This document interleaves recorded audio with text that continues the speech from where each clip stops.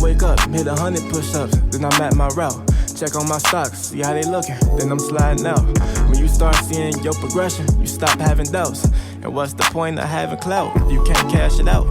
True to this game, and I'm a lifer, ayy. Feel like we finna change the cycle, ayy. What's with it, wealthy people? We back for another amazing installment of the Black Wealth Renaissance podcast. It is your boy, David Bellard, one half of the Black Wealth Renaissance crew, and I'm here with my brother from another, Jalen. What's with you? Whoa, what's with it, my brother? You know I'm already here, feeling blacktastic, feeling amazing, feeling blessed, dog. I can't complain. I'm here, ready to pie, ready to go. Let's get this thing started. How you doing today, though, bro? Man, I'm doing fantastic as well, bro. You know, a while back you challenged me to go get checked on and stuff like that, so I went do that today, man. Wait a minute, you would go, yeah. Yeah, man. You know, it's men's wellness month, men's health month, whatever month it is. You know, it's some different month every month. Appreciate you, man. Yeah. So, you know, brothers holding brothers accountable. That's what we all about here at BWR. By the way, it's Men's Health Month. So all things mental health, physical health, men's health. Yeah. But I want to get checked out. You know, everything looking cool. Waiting on my blood work to come back.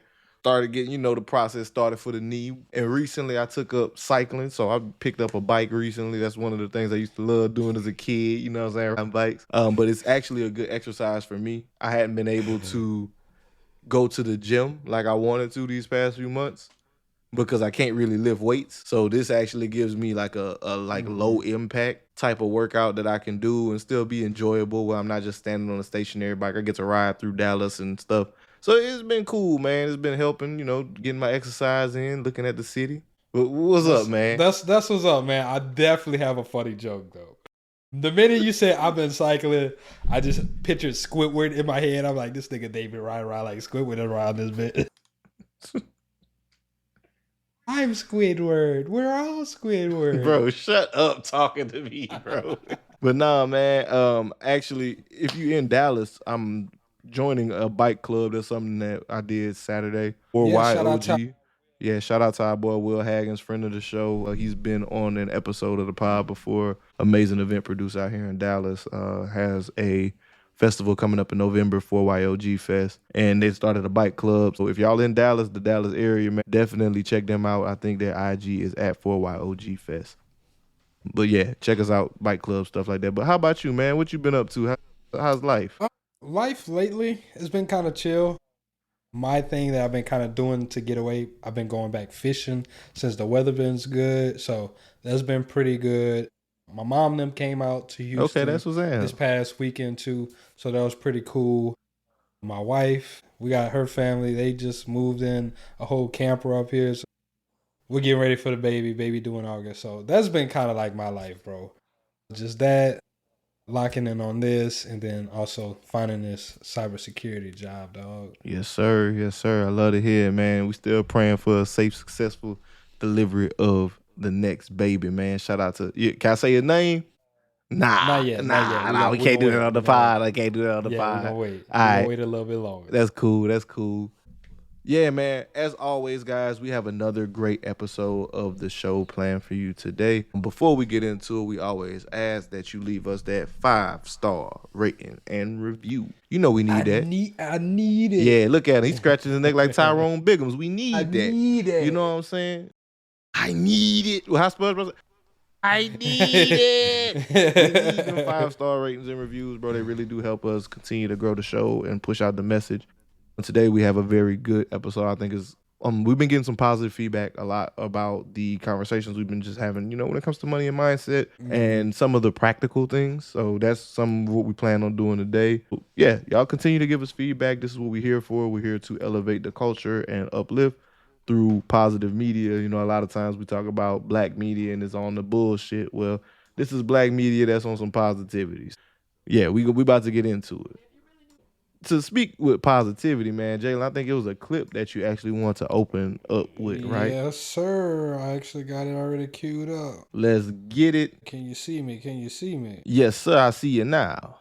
If you really knew how the brain works, there are certain phrases you never say again because those phrases literally lock you out of the life that you want. Now, I'm giving you 5 phrases. The 4th one I hear every single day, And it's one of the reasons why your results are staying the same. So the first one is I'll try. See, the brain doesn't register try as action. See, it files it under uncertainty, and uncertainty is registered as hesitation, and hesitation halts execution. Second phrase is I always mess this up. Ooh, this one tells the subconscious, okay, repeat the mistake. Repeat the mistake because that's who I am. Now, the third phrase is that's just how I am. You see, identity is the most powerful form of suggestion. What you declare, your brain defends. The fourth phrase, this is the one. It's hard for me too. The brain says, oh, hard is unsafe. Unsafe is avoided at all costs. So what you've done by repeating that is you've just told the brain success is dangerous. That fifth phrase is, I don't know how to. This tells the brain to believe that it's stuck. But here's the truth about that. Knowing comes after the doing. So I've given you 5 key phrases to stop. Yes, sir. Yes, sir. Shout out to that sister. I'm sorry. Shout out to that sister. Let me pull up her IG real quick so I can tell you how. Actually, I don't think where I found it that they had her name either. It might be Coach Val J. Yeah, it's actually Coach Val J. Shout out to Coach Val J for that breakdown. Yo. Shout out to Coach Val J. Yeah, that definitely I'm definitely of that mindset. I think it's very important to be mindful of what we state and the things that we declare out into the world. Shout out to Coach Val for that, because I think so often in society it's very easy for us to forget the power of what we say, you know. Like it's easy, we get into these self-deprecating cycles, and it's easy to joke and laugh, and sometimes you get around a lot of negativity, you start complaining, and the shit we speak about and put out into the world is what we receive. You're right. And one of the things, so whenever I was listening to this, I also thought about what are some things that some money habits or some money phrases that people might be saying to themselves that's actually keeping them stuck, broke financially, right? One of the things is, I can't afford it, or, you know, I'm broke, bro. Like, just saying the mere fact I'm broke constantly to yourself is just reinforcing, oh, I don't have money, or, you know, I don't come from money. Those type of things, the I don't come from money makes it feel like you're validating being okay just with not having it, or being okay with not learning those money techniques and learning those money skills to develop better, right? So I just thought of those few things. I didn't come up with a whole list kind of like she did, but those were a few that just kind of popped up to my head as I was listening to it. It's interesting, like you said, because it goes back to what she was saying in there, identity, right? It comes back to your identity, and it made me think about a concept that I was just hearing in a book I'm currently reading, The Secrets of the Millionaire Mind by TK Ev. Oh, man. I finally got into my Audible account today, too, so I'm going to download it. Yeah. I think TK Ever. I may be butchering brother's name, but pretty good book, right? But when we talk about financial identity, a concept that he discusses in there is your financial thermostat, right? Which is kind of where you mentally see yourself financially. Like, where do you see yourself? Because no matter the amount of money that you acquire, your financial thermostat is going to determine your quality of life and the way you feel about it, right? Break that down. What's the financial thermostat? So basically, it's just your identity with money, right? How do you think about money? The thoughts, ideas, and processes, kind of similar to what you just said, the declarations that you make about money. The way you act with your money, right? We talk about, rich, poor, middle class. And when it talks about a financial thermostat, they mention that rich people behave a certain way. They have a certain set of beliefs, and they do certain things that people who are middle class or poor often don't when it comes to money. One of those things is their thought process about wealth, right? A lot of people, we talk about it often, demonize wealth. Well, how can you want to be rich, but you feel like every rich person is greedy? But where did you get that from? A lot of times our financial thermostat is something we inherit through, learned behavior and observed behavior. Like the things that actually your parents taught you, your family members taught you, and modeling. Like, what did you see them do? Because people will tell you stuff all the time, but whenever you actually see what they do, that's often the things we mimic. Because you have kids, Jalen, They learn to do stuff from what they see you doing. You were telling me one day, Mav likes to go at the computer and work. But why does Mav like to do that? Because he sees his dad do it. Yeah, he see me over here doing it. It was something else recently that he saw us do, and then he started doing it himself. Man, I can't think of it. But I was like, okay. Like, to illustrate that point, that goes to illustrate, we're hardwired from the time we're small to learn from those around us and adopt the habits of those around us. So whenever you start adopting these mindsets and the things that you learn from them, like, you don't realize it, but subconsciously you're not really identifying with a person who would have wealth. So even if you come up on a good bit of money, you're going to find a way to go back to that same pattern that you used to, because that's what's comfortable and that's where your financial thermostat is set. Okay. So that was a good overall just overview. But so I'm guessing with the thermostat, like, what is hot? What is cold? How is that part? So is it more like a number line? Yeah, it's more like a number, but the thermostat is just an analogy so you can understand it. Just like a regular thermostat. If you set it to 70 degrees and it's 65 in there, you put the heat on, it's gonna warm up to 70 degrees, right? If it's 80 degrees in the house, you put it on 70, it's going to come back down to 70. The same concept applies. If you're saying. So if you're set at a mindset of I am middle class or low class, and then you come into some money, it'll increase, but then it's going to come back down to that same mindset, or that same spending habits are going to take you back down to that same class, is what you're saying. Exactly that. So like, gotcha. Like everybody on this podcast, right? We want to be wealthy. Everybody that's listening to this show, you want to be wealthy. If we want to be wealthy, one thing we can't say is, I want to be comfortable. That's the biggest middle class lie that we all tell ourselves, right? I want to be comfortable. What is comfortable? What is comfortable? Like, comfortable is just getting by. And there was a quote in there that I loved. It was like, if your goal is to be comfortable, chances are you're going to struggle. But if your goal to be rich, it's a high chance you're going to be comfortable. Because you got to shoot higher than where you expect to land. I ain't gonna lie, I was thinking about that early in the shower, like, because I'm just not, I wouldn't say I'm not happy at my current job, but I just feel like it's no longer the place that I need to be, right? Just thinking about like my ambition and everything in life. I'm just like, this isn't a place that allows me to foster that and to continue to grow that. Even whenever I try different stuff inside there, it's not conducive to where it's just like met with, oh yeah, let's try it. Let's figure out how we can do it. And I think environment plays a role because, you know, again, similar to whenever we children, the people we spend a lot of time with also project their beliefs, thoughts, and opinions on us. And even if you are counter to the culture that's around you, you still absorb that. Yeah. It's still by association. You're going to, that's not to say like if you hang out and if your coworkers all broke and spend all their money, you're going to end up broke and spending all your money. But if you spend a significant amount of time with these people, your financial habits might start reflecting their financial habits or their financial values.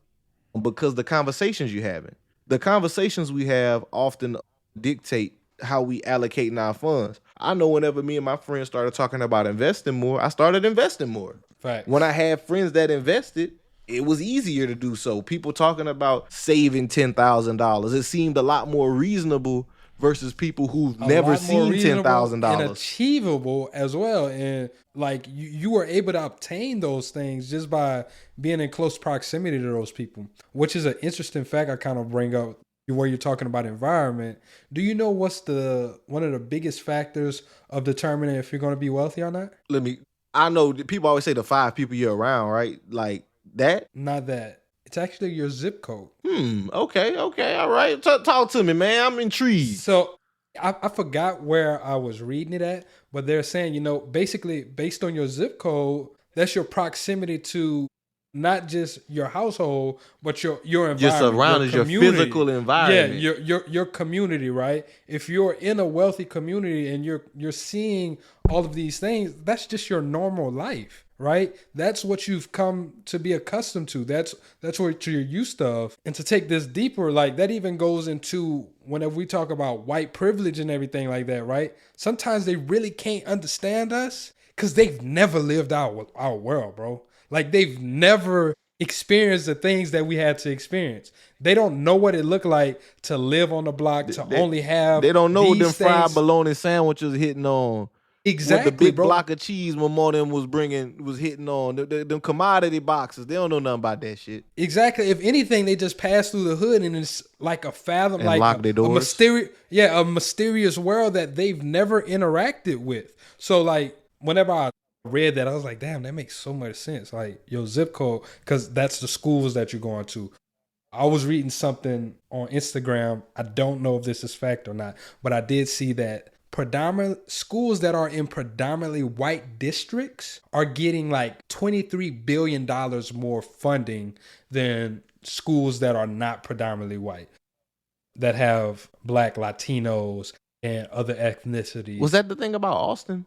Because I recently seen something about Austin being mad segregated. I didn't know that was a thing there, but it's super. I don't remember, but just seeing the education disparity, it was just like, damn, it's mind-boggling. I'm sorry, I'm going off on a tangent about what we're talking about because there's other things that I recently experienced in life. So you remember I told you me and Tanae, we just did a staycation in Houston. We actually watched this movie. I think it's called the Triple Eight something. It's a movie about World War II, right? And it's the all-black female unit, the first black female unit to be deployed to Europe, right? And they were deployed with one job, clearing up the U.S. Postal Service backlog, right? Bro, they had airplane hangars full of mail that started to rot and mildew. God damn. Because of how long it had been there. They weren't able to disperse it because they didn't have no mildew. That's crazy. Like it was rats was eating it. Like damn. It was so much mail, bro. And morale for the army was low, like so low, like, you know, because soldiers weren't able to get in contact with home. People from home weren't able to verify if their loved ones were dead or not. So this was a big issue. They deployed that unit, and they actually deployed them to kind of like set them up for failure because the president at the time, his wife, was the one who pushed the issue of getting this mail to the soldiers. So like they deployed them and they told them, hey, y'all have 6 months to get this together, right? But whenever they first heard 6 months, they was like, oh, it's just mail. We'll knock it out. But then whenever they realized how many aircraft hangars were filled to the brim with the mail, I was like, damn, like how we gonna overcome this? I said all of that to say, even in times of war, whenever your country is dependent on you, they did things to this all-black unit to slight them and to set them up for failure in their mission. And this is whenever your country needs you the most, but you have so much hatred and so much disdain for the color of someone's skin that you would rather sacrifice the morale of your soldiers, of everybody, to win one objective just to handicap or to make black people look less than.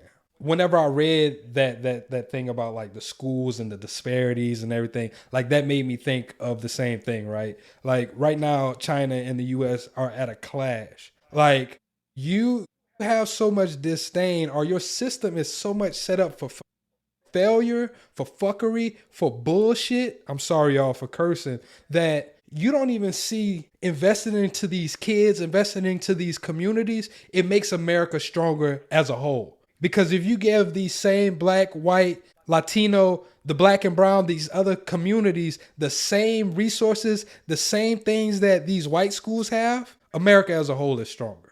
Because there's some really, really bright children in underserved communities. I'm sorry, I went on. Nigga, how did we get here? I don't know. I don't know.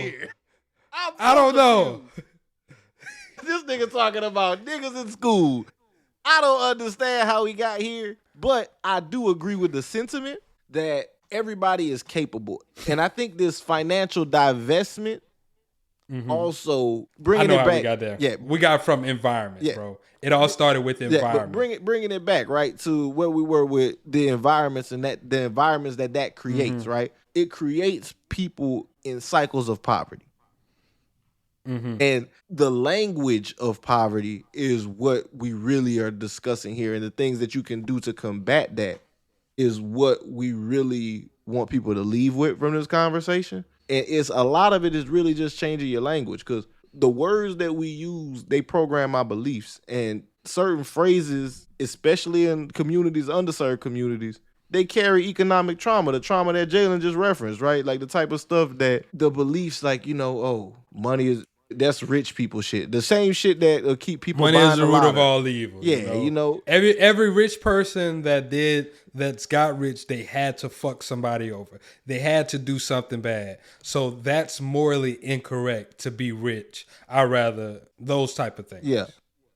Exactly that, Jalen. And it's like those types of beliefs will keep us in the same cycles. So replacing those types of things with alternatives can help rewire your thought process and really open up how you see it and really help you get closer to those steps. Because honestly, if I'm speaking like from a reflection standpoint, over the last year and a half, I've definitely gotten more nihilistic towards certain things. That's a new word, nigga. Nihilistic. Just kind of not. What does that mean? Like you just really don't give a fuck either way, bro. This nigga David's a walking dictionary, guy. You just don't give a fuck either way, bro. Really, like you just it's not apathy to where like nothing matters. Low key nonchalantness though. But just like you really don't care. You just don't care, bro. You're just going through the motions and everything. Exactly, bro. Gotcha. Okay. New word I'm about to add to my vocabulary, guys. Nihilistic. Yeah, but like the whole thing with it, my thought process, the words that I'm using around my journey on building wealth, the way I feel about being in business and how I am approaching business, the language became more timid. The language became more reserved. And you have to declare the things that you're going to do. You know, like, we doing our thing in the business. No, we building something special. Like, just bringing the different energy back to what you do and how you address you, because you set the tone for you. You know, we talked about that, I think, after our conversation with K Camp some years back. The affirmations daily. I wasn't a person that was doing that, but then I got in the habit of doing it, and I realized the benefit of it. Setting that tone for yourself, telling yourself the energy that you're supposed to approach things with. How are you identifying with yourself before you let the world paint its identity on you? Like, that's the language shift that you need that level of consciousness that I'm challenging anybody that's listening to this to do, because that's something that I'm personally working on right now as well, is like rewiring those things. Like, it's easy to say, man, how you doing? Oh, I can't complain. Is can't complain how you really feel? Is that the energy you want to put out into the world? That's comfortable energy. And I'm not going to lie to you. That's something I tell people every day. I tell people every day too. But if you say I'm great, fantastic, man, I'm getting all the money. Like this is the energy you put out. I like that. I ain't gonna lie to you, brother. You got me reflecting about my energy and just the environment. So I would say this, like going from adjusting back to this retail space definitely got me feeling nihilistic as well. But also just all of those things, like my environment. I'm not interacting with some of the people that I was interacting with before, especially even when we were doing our interviews and hosting our events, the people that we got to meet, that momentum was different. So I'm with you, brother.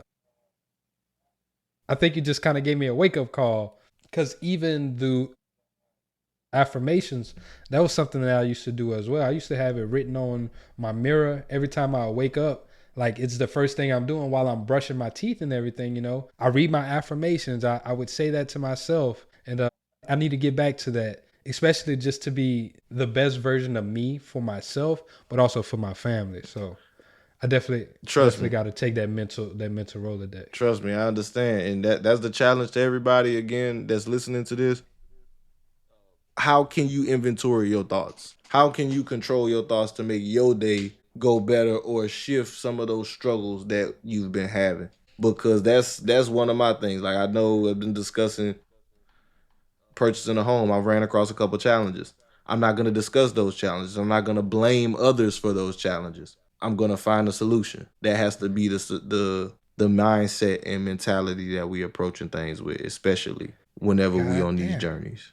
God damn, boy, that's a hell of an intro to this, bro. Hey, man. You found a clip. Auntie was kicking that shit. And I ain't gonna lie. Definitely habits are key.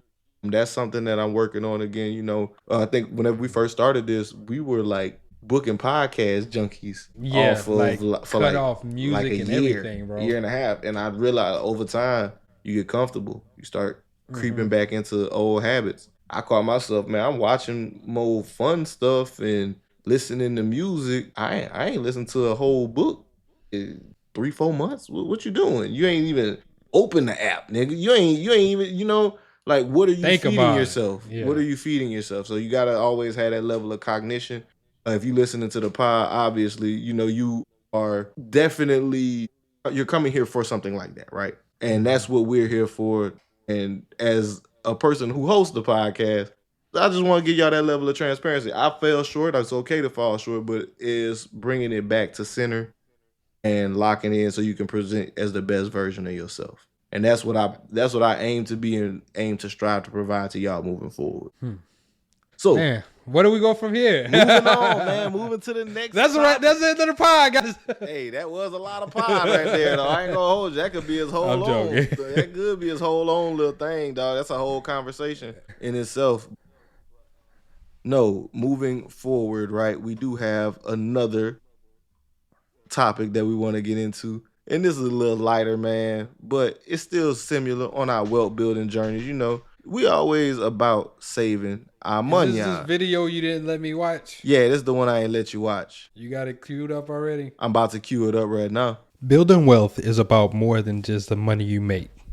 It's about what you leave behind. At Black Wealth Renaissance, we believe in creating lasting legacies for the ones we love. But have you thought about what will happen to your family when you're no longer here? Life insurance isn't just about protection. It's a way to ensure your hard work today keeps working for your family tomorrow. It's your opportunity to leave a legacy that will support their family. Take the next step today. Protect your family, secure their future, and build a legacy you can be proud of. Click the link below to get started today. I don't know what this is, guys. So, guys, we got a very important question for you, right? On our financial journeys, a lot of times we all about saving money, but this is a real thing. You can be too damn cheap, man. And I wanted to play this clip, get me and Jalen's reaction. I hadn't seen the whole thing either, but I want to ask everybody here, how cheap is too cheap? Let's see. I run a successful business. I have a mobile food business with the hot dog carts. This is my trusted friend here, Mr. Wiener. When I pull out my wiener, that's when the magic happens. Hey, yo. Everybody wants to take a picture. Everyone's going bananas over this thing. So if I'm a little slow, What type of I freaky pull my shit? wiener out, and there it goes. My husband would haggle anything and everything, whether it's a necessity or something that I may want or he just wants. He haggles anything. If you can make that right there, $3.43 in the tank. Bro, this man trying to haggle the price of We gas. can do that. I mean, $3.50. $3.50. Okay, we got a deal. All right, man, take care. Man, stop. Ain't nobody haggling on the price of gas, bro. 2 bigger burgers and 2 chocolate shakes, please. 1164, have pressure the window, thank you. Hi there. Your total is 1164. $11.64. Correct. How about I just get rid of the 64? Let's just make it 11. Dog. That's that shit we was just talking about, dog. What the hell? That nigga said, how about we make that 11. two something on the gas? That nigga tried to take the gas from 253 to 243. Bro tried to take 13 cents off. But That's hilarious, brother. bro, like, that's crazy. I done seen some cheap shit in my day. I'll personally be one of the first people to say, I've always been accused of being cheap. I look at myself as frugal. I've been accused of being cheap as well. I look at myself as frugal because we changing the way we look at things. And being cheap is expensive. I learned not to be cheap. Being cheap costs you so much more money. A lot of times, especially when it's stuff that you're going to use. If you're something like, me and Jalen, we outdoorsmen. We like outdoor stuff. If I'm going to use something, I might as well buy something worthwhile, not a piece of crap. Facts. And this is what I say the difference between being cheap and frugal as well, right? Like you said, a cheap person, they're going to buy crap. A frugal person, they're going to wait till a quality item go on sale or something and get it at a cheaper, more affordable price. So sometimes I'll do that. I'll look for like a deal. I'll be like, okay, is it somewhere where I can probably find this at a better price? But I still want quality shit. Exactly. I'm not that bad. Like, I want shit that's gonna last, man. But cause here's the thing, right? Like with Buddy in the clip, Buddy was penny pinching. That penny pinching mentality, Yeah. that's scarcity. That's lack, bro. If you out here thinking that you gotta haggle on the price of gas, That's crazy. you over here at the fast food spot telling them, hey, bro, instead of $11.64, let me just give you $11 even. Bro, that's an unspoken rule sometimes. Sometimes, you just hand them the money, you just look at them and be like, hey. Yeah, like, that's all I got. That's it, dog. That's all she wrote. And the worker will look at you, they'll be like, I got you. Fuck it. Yeah. But to be so unscrupulous, to be so cheap, so stingy. You know, it's some countries where they like haggling though. India. Yeah. I ain't never met an Indian that ain't never haggled me down. Yeah, them niggas, I ain't gonna lie, them Them niggas try boys to haggle gonna me haggle all you the down, time, boy. too. Them boys like, it's 20, can we do 15? It's funny whenever you go, for you, my friend. I know I'm about to get fed a load of horse shit. Bro, my mom This used is to normally kill me with them niggas in the mall in Lafayette. Bro, she gave me the game plan. She like, bro, look. They always gonna go down on their price. You just gotta do these steps. You show interest. You be in there, you touching on it and shit like that. You holding it up, asking them questions about it. They think you about to buy it, right? So then you ask her the price. And they say whatever price. And she like puts it down. Oh, no, that's too much. So then they pick it up and they're, hey, yo, no, look, this is for you, my friend. You know, this is special. You can afford that. It's like, no, I can't. So then they knock $5 off. But she be like, all I got is 10. And then I can't do 10. I can't do 10, my friend. I lose money at 10. So then this is where part 4 of the plan comes in. She closes her wallet and pretends to start walking away.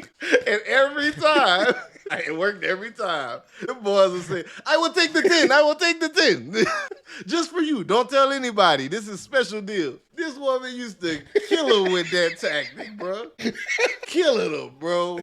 That's negotiation, bro. Negotiation, bro. She was killing them. I was like, shout out to Angie B, man. That's hilarious. But no, man. Hilarious. But we joking and laughing about it, but realistically, whenever we on wealth building journeys, it is important to not be cheap. That penny pinching mentality don't do you no favors.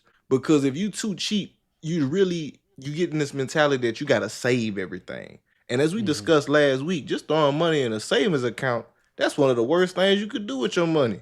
We battling inflation every day. Every day our dollar is losing value. So you need to be doing your part to make sure that your money is gaining value either in lockstep or even better yet, exceeding that. And the only way you can do that is through investing. And if you have a scarcity, penny pincher, cheap ass mindset, you don't see the value in investing. You still had that, going back to the first conversation, your perception, your financial thermostat is set in poverty. You still think that money is made through luck. You're being a miser. Like, you're just trying to hoard it all. And sometimes it's not even hoarding it all. It's like, once again, those habits are keeping you in a certain position that's not allowing you to keep on expanding. You save $10 a day, right? Every day for a year. At the end of the year, you got $3,650. If you was to take that same money and invest it, you would have what? Let me put it side by side. Let me get it pulled up for me. You doing a calculator? I'm getting it pulled up. I got the calculations for me. Look, so boom, right? So you save $10 a day. You do it for a year. You got $3,650. You invest. You save the same $10 a day, right? But you decide to invest it. You might get a 7% return. Over a decade, if you just saving, that's $36,500, right? But for the invested money at the 7%, that's 50 bands. That's $14,000 you just left on the table while that money was losing value. because you have this, I gotta hold on to it. I gotta keep my money cash. I gotta put it physically under here. I gotta touch my money. I gotta be Scrooge McDuck going swim in it. You know what I'm saying? Like putting it in my mattress. yeah, that mattress money mentality gonna Let it fuck up my back. Mattress money mentality gonna keep your money. And I'm too cheap to go to a At the chiropractor, so now my value. shit fucked up. Nigga role model is Julius from I'm Everybody sorry, Hates y'all. Chris. I'm sorry, y'all. Let me stop being so That was facetious 56 and cents so of juice, nigga. Lick that shit up. That's how niggas That's is funny. acting though. Like you can't do that. You can't do that. You gotta invest your money. definitely put that money to work.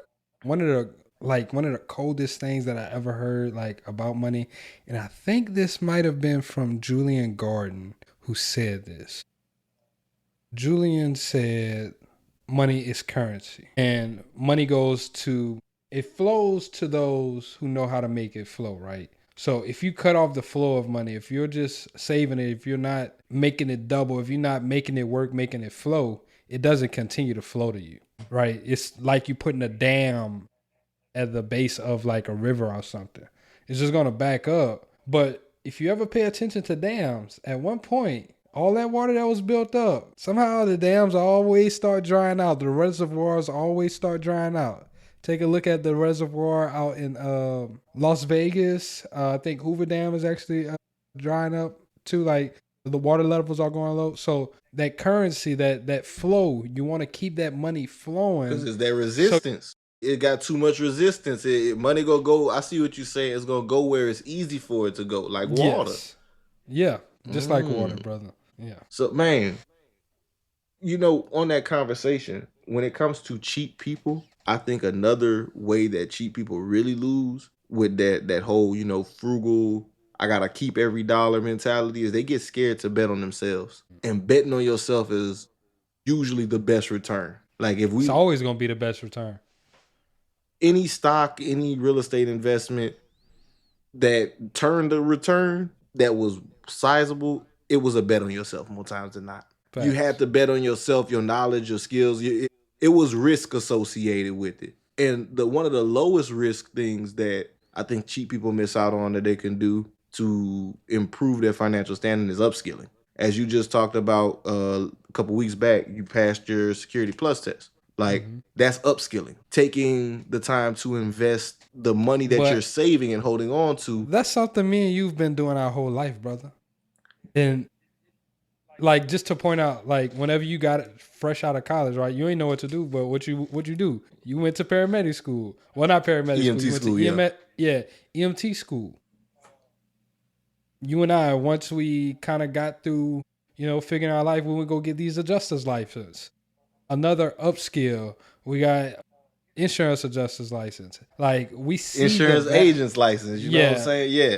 We see the value in having skills, having things that'll provide for us.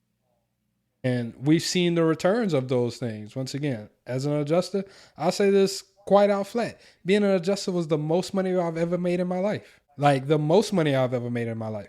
But the reason why I'm not still doing it is the time that I had to trade and the moments I would be missing for my family. So in order for me to get back to where I was once at, I need to upscale again, but upscaling something that's going to allow me to have that balance. And that's why I chose IT. I can be on a computer and I can do what I need to do. Once I learn how to automate things, it takes care of a lot of processes. So just always upskilling,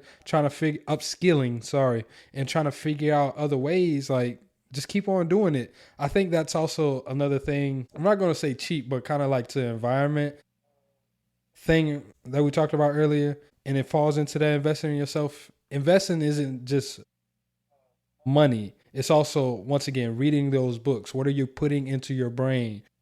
Are you going to meetups where you're able to Human meet capital, other people? Yeah, like, what are you doing? It doesn't just have to be physically investing. Or how are you investing your time, right? Are you taking your time to watch BET Awards all night?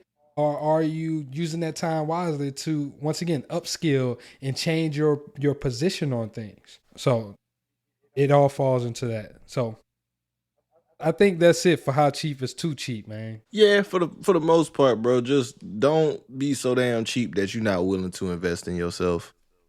That's always gonna be the best return. Always, always, Facts. always. So it's cool to be frugal. Want to be a good steward of your money, always, but don't be so short sighted that you lose sight of how you can level up. Like Jalen just mentioned, he seen, okay, I need to pivot into this other field, and you got to sit your ass down and do the work. Nobody's gonna do the work for you. It fucking takes time, bro. Yeah. Like it takes time, and that do the work. Whenever I was thinking about it, once again, the intro that we talked about with church, I think a few weeks back, it really just hit me. It's like, even if for what I need to do to get to this next career point, I gotta do the work, because this is a whole total left field. Like with adjusting, I was able to kind of fake it till I make it, but I do feel like with this tech shit, like I at least need to show that I'm competent in this. I at least need to be able to speak about it. And the only way I'm gonna be able to do that is by doing the fucking work. So what am I doing? My late nights, I'm spending sitting at this computer. I done built me a home lab where I'm hacking shit, where I'm like doing other protocols and everything. But what I'm doing is I'm screenshotting and I'm documenting it. I told you yesterday, I was putting together a portfolio. Every time I'm doing something, I screenshot it. Then I make sure I take a mental note. I don't always jot it down, but I take a mental note. What did I do? What was these steps that I just looked over? And then I'll go back and I'll put it in a portfolio and I'll just document. These are the steps that I took. These were the processes. This is what this did. And this is how I got this particular result. You should use Scribe. Ooh, damn. Okay, I need to see it. It is on a virtual machine, but I need to see if I can use Scribe. It might help. Just saying, save you some time from screenshotting everything. But yes, indeed. But yes, y'all, moving forward, rolling into the next topic, which is actually kind of tied into something that we begin discussing this episode about when we come to environment and our financial thermostats. And that is inherited money habits, right? So my question to the audience and you, Jalen, is what is one money habit that you learned from your parents or guardians that you think negatively impacted you on your financial journey? For me, I ain't gonna lie to you, brother. Growing up, my mama always was spending money on like shoes, clothes, and all of those things. So that was something that I kind of picked up from her at a younger age. Like I always wanted to have good shoes. I always wanted to have these things. So like for sure, whenever I was in college, I started making money. I started buying me Jordans. I started buying me clothes. Like I just wanted to have those things. I also kind of saw her cycle of when she got paid, you know, she'll go do these things, go out, go drink or whatever. So at one point, like my whole life was the same thing. I for sure remember like my first few refund checks, bro, turned up. Ran nigga. through them things. Turned up, nigga. At nigga. campus, that's why they call your ass Diddy. I not no, but I did throw them Diddy parties. I was throwing kickbacks and shit, Take bro. that, Like take that. just because I knew the atmosphere, what it needed to have a good party. Yeah. Every time I had a party, like my parties was lit. Nothing bad happened, but they always got shut down by cops because there was too much people coming. So like that was some of the things that I was doing and things that I picked up early on in college. Then there was a point where I just had to have this conversation with myself. And I even had that conversation with Tanae. I was like, man, I'm always getting paid, but I always just feel broke. I'm living paycheck to paycheck. And that's kind of like whenever I started learning about credit and everything. But I just started saving. I remember, I think it was like maybe my sophomore, junior year of college. I just was like, instead of for my refund check, I remember I had a pretty nice one. I said, I'm just going to take that refund check. I'm going to start me a savings account. I just threw that money in the savings account, bro. And I ain't touch it. And what it did for me was throughout that semester, I had a buffer where if some things was coming up or, you know, maybe I couldn't work as many hours that week because I had events going on campus. I had things going on. I had a safety net at that point. So that kind of really solidified it for me. It was still a struggle because I'm going to be honest, like it's a muscle. It's something that you have to constantly... You've been programmed and taught this one thing and seen this whole one thing your whole life. So you have to unlearn that shit before you're able to recalibrate your brain to think save versus spend. Facts. So those are the things that I definitely have worked on and I still work on sometimes, bro. Like it's sometimes where I still want to spend, but now I definitely pay attention and be like, hey, what we doing? What we saving? All of those things. So definitely. So turning that question back on me, I say the most negative money lesson that I've learned or inherited from my parents is that wealth is built through luck. That was like a mental hurdle that I had to jump over. It's like they just got lucky. And no matter what person, how they built their wealth or nothing, it was always just attributed to luck. It was never a effort of your hard work. It was never a result of your hard work and efforts. And what I also have to deconstruct. Could you give me some examples of like how they were saying that? So it would always be like, okay, this one guy, he got all this land and man, he got lucky because he found this deal. But as we talked about, because when opportunity meets preparation, the reason he had the money for the deal is likely because his lifestyle and the attitude and approach he has towards money.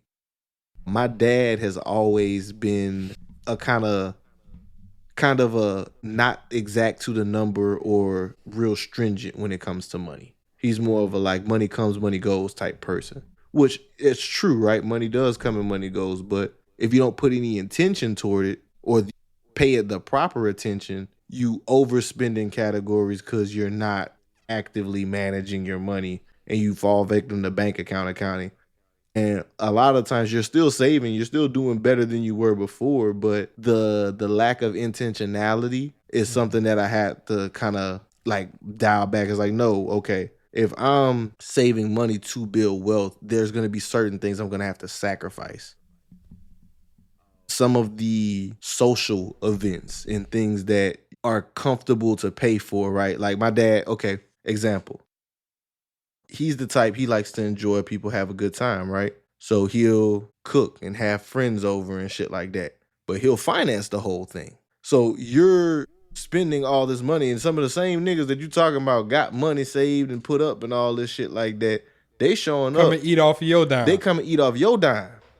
Empty-handed. Empty-handed. Nigga might Will have Haggins would have them niggas by the neck. Nigga might have showed up with some paper plates or some beers or some shit like that. But you the one came out of pocket for this. And yeah, while it may be good to create those environments and, you know, you enjoy that, at the end of the day, ain't shit in this world free. And you have to be serious about your money. Because if money don't matter to you, then money not going to come to you. You don't care about it. Does anything you care about come to you? Like anything you don't care about come to you? Does it ever come across your thing like, oh, I don't care about this? Even in your algorithm on social media, it's not going to, the shit that you don't care about won't pop up. On my algorithm, sometimes that shit pop up. Only on Twitter, man. Don't show me that shit, though. The only place that happens to me on is Twitter.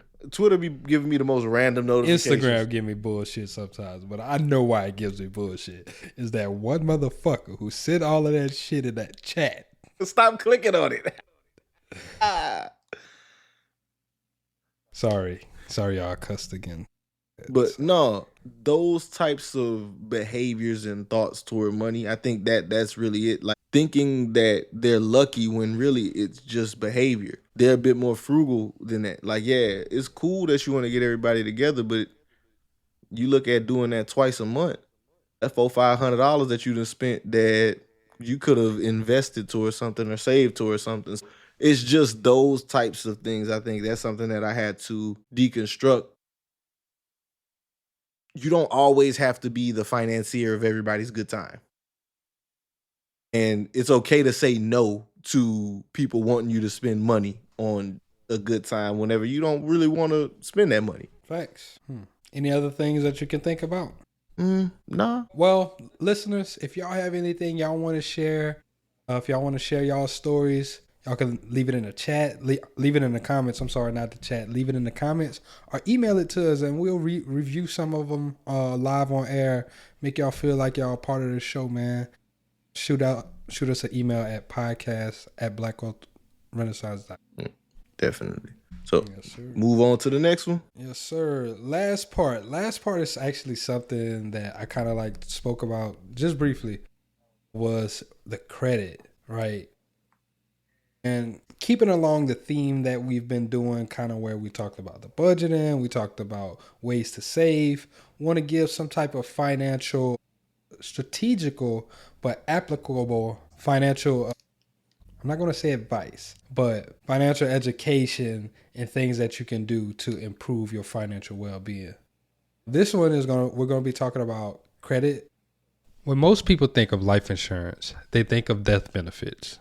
But did you know life insurance can also help you build wealth while you're still alive? With cash value policies, like whole life or universal life insurance, you're not just leaving a legacy, you're building one. These policies grow over time with tax-deferred cash that you can access for things like retirement, emergencies, or even investments. Plus, living benefits can protect you during life's most unexpected moments, like critical illness or disability, giving you the financial flexibility you need when you need it most. It's not just insurance. It's a tool in your financial tool belt. Visit the link below to learn more and start building wealth today. So some people are teaching others to commit fraud to improve their credit score for short-term flips. So once again, you'll hear people say, hey, you submit these letters to the FTC and they'll get you, you submit an FTC complaint against the bureaus for these certain things, and then they'll remove these derogatory marks off of your account. The thing that they're not telling you is, yeah, you can submit these complaints, but if they're not true, if they're not actual and they're not factual, these things are just going to appear back on your credit report. So it might work in the short term where maybe you need to buy you a car, like the thing that the little dude was talking about, right? He just was trying to get people to buy a fucking Hellcat. This is how you get your credit score to buy a Hellcat. Man, I hate that little nigga in that video, dog. I ain't gonna lie. And I don't hate him. I hate everything about that video. It's crazy because you're one doing erroneous complaints where you're filing these false complaints. You're doing these things, which is one, a flag and could get you in trouble. But two, then you're doubling back. Odds are, if you don't have the credit score to buy this Hellcat, you shouldn't be fucking buying this Hellcat. At all. You don't need no damn Hellcat if you gotta go flip your credit and lie to the FTC and the Consumer Financial Protection Bureau to get it. And like to what Jalen's saying, right? You know, some people will hear that and they'll be like, so what's my alternatives, right? Because this person can fix my problem in the short term. And a lot of people, you know, they feel like, hey, it doesn't matter. I don't care if I'm scamming and whatnot. So I'm not talking to y'all. Y'all go follow a little buddy that got the stacks of money telling you to go get a Hellcat. He go take them thing off your thing and you can flip and finesse. But for the people who like to do stuff legitimately, who don't like the risk of, you know, incarceration and all that other bullshit, we got some practical and evidence-based stuff that you can actually do to improve your credit, right?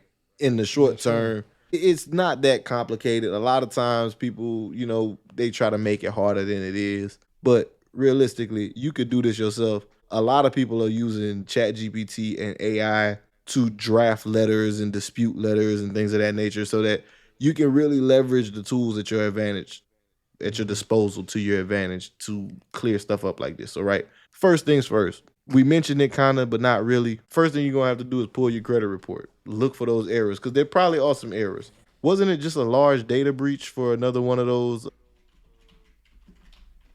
It was a large data AT. So it's not a new data breach. What happened is, and you know I know this because of the cybersecurity. What happened is, whenever the data breach happened, they released the information in different compartments, right? Like one file was, this is just emails. One file was, this is just phone numbers. This is just social securities. So it wasn't a complete profile of anybody. One of the hackers, what they did is they did something to where now they were able to match and compile a full profile of the social security numbers to the email addresses to passwords and everything. So now you're a little bit more vulnerable to maybe if you use a specific password, you use it a lot. I would check. There are ways for you to check to see if you have been, if any of your information has been leaked in any like data breaches or anything like that. There's resources that you can check that out with. But yeah, That's the big one that you're talking about, AT&T recently. Okay. And you can check your credit score. I mean, not credit score, your credit report for free. You can get it pulled online. A lot of the bureaus, you can go directly to them and request it, or you could, well, some of them you pay for it. But I'm pretty sure it's my free credit report, right? Yeah, or my free credit report, annual credit report. We'll find the actual website and put it in the show notes for you guys at the end of, so you can actually go ahead and do that. But you want to look for that and look for inconsistent or fraudulent information so that you can then challenge it. And like we said, run that, analyze that, ChatGPT. It can help draft you some pretty solid letters without you having to do a lot of legwork. Just make sure you go through and read it, because that should be hallucinating sometimes and making up information. Yeah. So, yeah, first things first is just assessing where you're at. Yes, sir. So, next thing, right? This is the one that people don't like to hear. You gonna have to pay them people. You got to give it to them raw, David. You gonna have to pay them people. You gonna have to pay them people. You got to give them some money, man. Everybody want to. All them people that be telling you about scamming and flexing and flipping and all that shit, all they trying to do is convince you that you don't owe this money that you owe. You borrowed the fucking money. Pay it back. I ain't saying you got to give it all to them, but if you want this shit to get fixed in the short term, you're going to have to get him something. You're going to have to work with him. If you listen to us, you read Richest Man in Babylon, that was part of his whole thing. He was in debt like a motherfucker, but he said, look, at least 20% of my income, I'm dedicating it. I'm going to pay this shit back. I don't care if it take me 10 years. He said, I'm dedicating it amongst all of my debtors. Yeah. So, hey, if you got to work out our agreement, hey, look, I got all of these people. This is how much money I got. Are you okay with this slice of the pie? And we're going to make it shake like this. Because your payment history is a huge part of your credit. It's actually the largest part. It's 35% of your FICO score, right? So missing them payments is a killer. His payments are a killer. I just told y'all recently, like, the whole situation with that car, and that shit jacked my credit up for a second. And it's like, okay, just getting everything back on track. One missed payment can knock you down 60 plus points easy if you fall behind on it. So it's important that you stay on top of these things, and if you can, set up auto pay so you don't forget about it. Even if you're just doing the minimum and then, attacking it at different ways. So, like, speaking of how we attack it, right? So one of the methods that you can use to help attack and get rid of your debt is they got two methods popular. You may have heard of them, the snowball and the avalanche method. Snowball method is you start with the smallest debt, you work on paying that one off first, and then you just continue to pour more into the next one. And avalanche method is, I think, you start with the highest interest rate debt and you focus on paying that one off first, and then so on and so forth. You're still committing the same amount of money to paying off debt every month. But as you pay off a balance, instead of taking that money to spend it, you just continue to allocate it toward the other debts. And what it does is help you pay off all of them quicker, because once you clear one, instead of just counting that towards your income, you just continue to pay on it. So that'll also help speed up the timeline and help improve your credit, because the other thing and other big factor that we want to get into is maintaining your utilization rate. So your utilization rate is another huge part of your credit. Benchmark is, I believe, 30% is what you want to keep it under to keep you in that 700s range. So if your utilization rate is high, there are a couple ways that you can do. If paying down isn't going to be the quickest option for you, like, there are a few other tools at your disposal that you can use, and one of them is getting a line increase. So a lot of people don't take advantage of it, but usually every 6 months with most credit cards, you can ask for a line increase. And for a lot of them, they don't even do hard inquiries. Nope. A lot of them, they'll just do a soft pull on you depending on the amount of money that you're asking for. I was on a website earlier, it was like the credit fixer doctor. It was telling you, which ones do, which ones don't. So like Amex doesn't, but Chase does, and like Citi does, and Discover does, depending on how much money. So it depends on your financial institution, right? But you can get additional available credit, which in turn lowers your utilization. It can be like a double thing, like where you're paying it down, you also requesting for more credit. It does it on like both sides. So like you're actually raising your ceiling and lowering the floor, which makes your utilization lower. So that's a method that you can use to increase your to increase your credit limit to lower your utilization rate. Which will and thus help you with your credit score, because utilization, I think it's 30% of your score. Yep. Yeah, utilization is 30% of your score as well. So just between payments and utilization, that's a vast majority of your stuff. And even if you do get the hard pulls, those aren't terrible. A lot of times the benefit of getting an increased line of credit will outweigh getting a hard pull, depending on how much that increase is. If it lowers your utilization rate from 60% to 40% or 30%, that 5 to 10 point hit from the hard inquiry really doesn't make a difference, because your score overall will still improve. And whenever you're doing this, we're not saying this is for people who are like maxed out on their credit utilization, right? You're already at like a good standpoint. You need to focus on paying that shit off. Yeah. Maybe you're teetering that 35, 40% utilization rate, right? And you want to get that under 30 because maybe you're about to make a purchase like a home. Well, I wouldn't even say for a home because, you don't want to mess with your credit. But maybe you're just trying to get your score up before you go and get pre-qualified, right? Yeah. You just want to make your score look better. Doing that limit increase can help you out with it. Especially if it's a soft pull. If it's a soft pull, it doesn't show up on your credit. Definitely. Yep. And no harm, no loss, right? If you get it, yay. If not, it's nothing that really affected you. Exactly. So another way when we talk about utilization rates that you can actually improve your limit is to become an authorized user. That's a very popular method. Mm-hmm. If you have older family members, somebody who's good with money, they don't have a lot of debt, approach them. Ask them to be an authorized user. It literally costs them nothing. Explain to them that me being an authorized user does not mean that I have to have access to actually spend your money. You could take the card, you could burn that motherfucker, you could do whatever. I don't give a fuck what you do with the card. Just leave my name on that account. Because while my name is on that account, I get the benefit of having your credit history, your utilization rate, and your low utilization rate helps balance out my higher. And it gives me some more credence with the bank. I can help myself out a little bit better. It lowers it and it'll help boost your score as well. It's a very good way you can go ahead and do it, but it's a double-edged sword. Don't let nobody that got fucked up credit make you authorized user. I was just about to say, I've actually heard there's some people that actually charge people to be authorized users for a certain amount of time on their credit. I could believe that. Yeah, like they're in a good position, like they have a really strong credit profile, and like they'll charge somebody, like maybe somebody's about to go buy a house, right?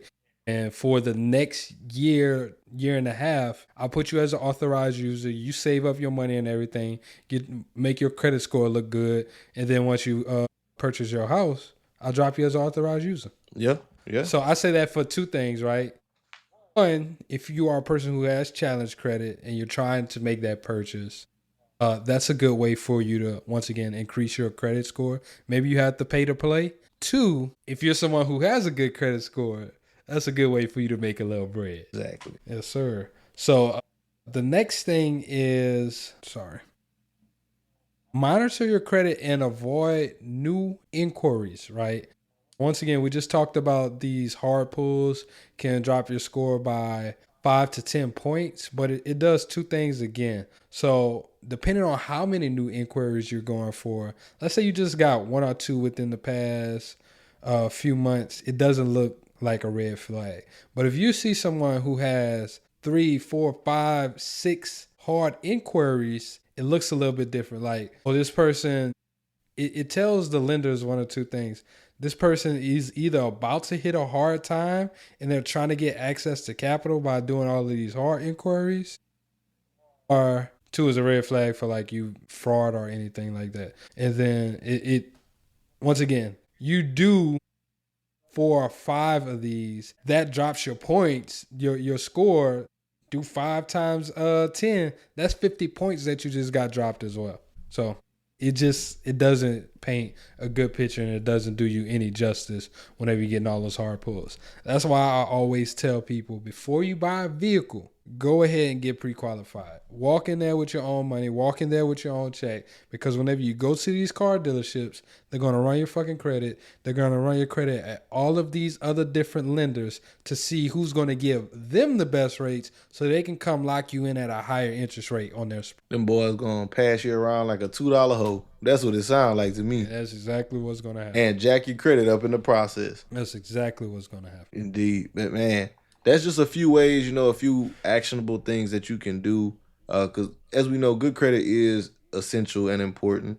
Outside of, financing opportunities, what it does do is create, people look at this for if you're going to get insurance policies, if you're going to get certain apartments, things of that nature, right? These are all things that are going to be looked into. So it's just a good rule of thumb to make sure that you're taking care of your credit, making sure your standing is good so that whenever you do need stuff, you can afford it and you're not getting charged an arm and a leg, because we know bad credit is expensive. It's expensive to have bad credit. Same thing like being cheap, bro. Being cheap is expensive. Having bad credit is expensive. Having the difference between having a 550 and a 750 can cost you $10,000, $20,000 over a couple years with the types of interest rates you can get.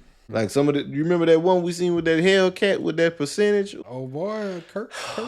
Never mind. Let me get back, cause don't piss me off, man. That made me sad. We having a good day. Don't piss me off. It's a good pod. This has been real spiritual, real positive, healing for me. Positivity pod. Yes, sir.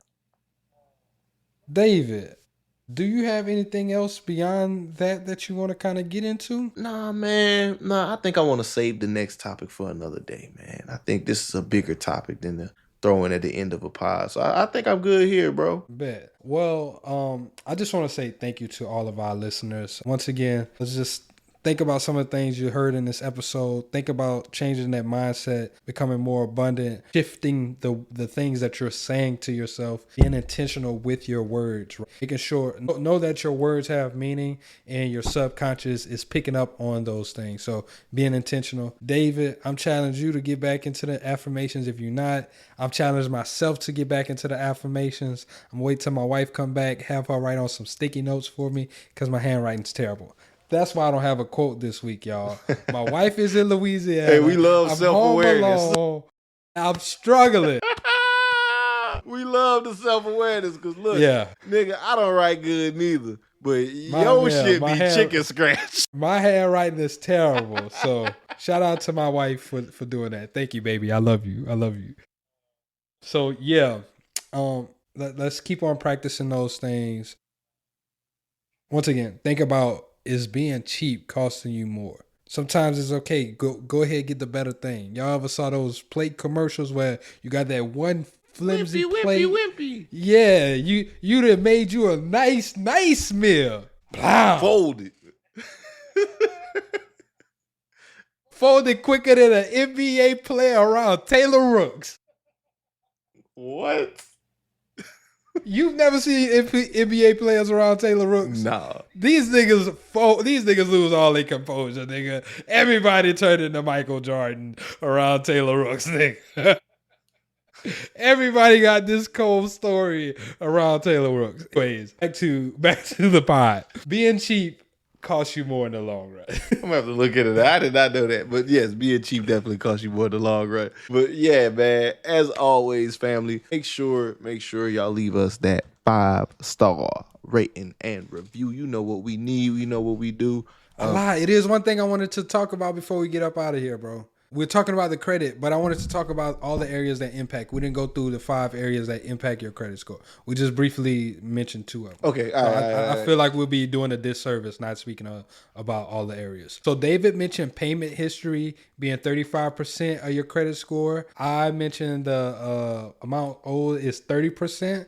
The last 3 that we left off is length of credit history, right? So how long you've had access to certain credit lines, right? Maybe you've had a credit card since college, you've paid, you kept it active, that looks good on your report. Once again, that's why we say authorized users can be advantageous to you because you get access to all of their credit history. 4, credit mix, that's 10%, and credit history is 15%.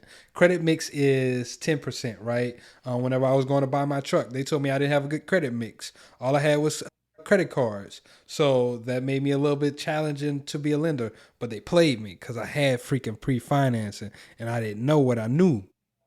Anyways, credit mix. You want to make sure you have a good credit mix between revolving credit, personal loans, mortgages, all of that comes into play. 10% of your credit score. And then the last thing is new credit. How many new accounts you have added to your credit. That's 10%. 10% as well. Sorry for hitting that. If y'all heard that, I apologize.